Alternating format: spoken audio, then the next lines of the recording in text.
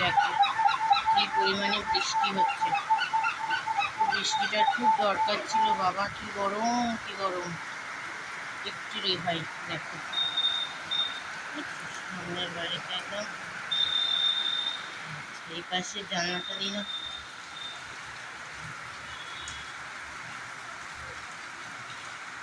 আরো জোরে বৃষ্টি হচ্ছে।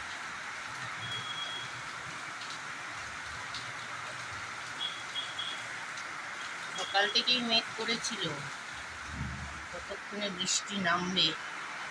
জানলাগুলো বন্ধ করে দিই, জলের ছাট আসছে।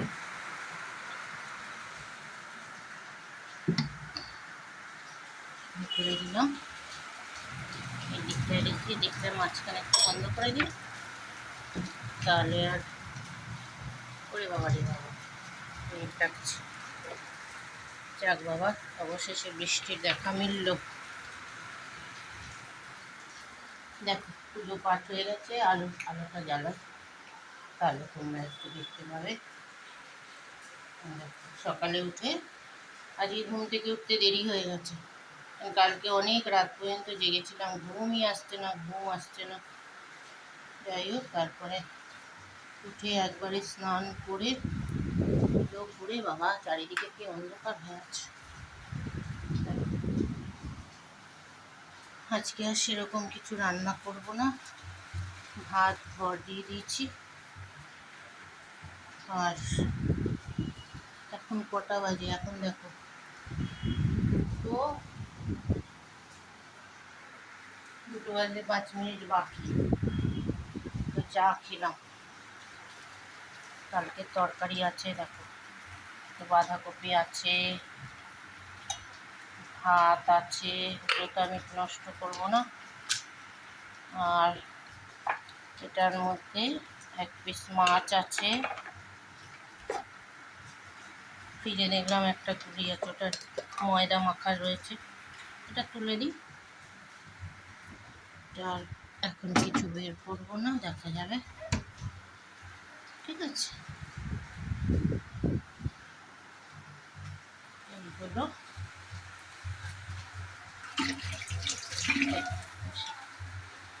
রান্নাঘরে রেখে দিয়েছি।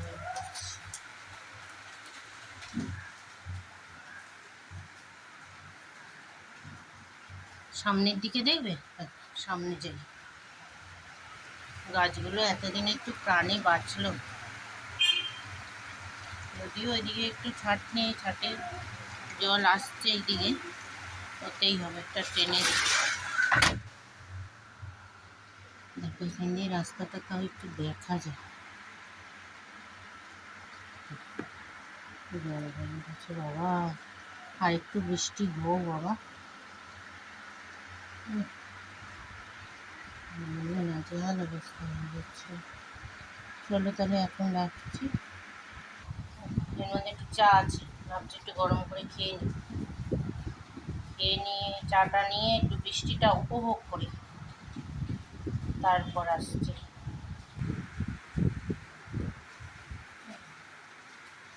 এই যে দেখতে পাচ্ছ, চাটা গরম করলাম, এবার একটু চাটা খাই। কি বৃষ্টি, আরে এখান থেকে ভালোভাবে দেখাতেও পারবো না।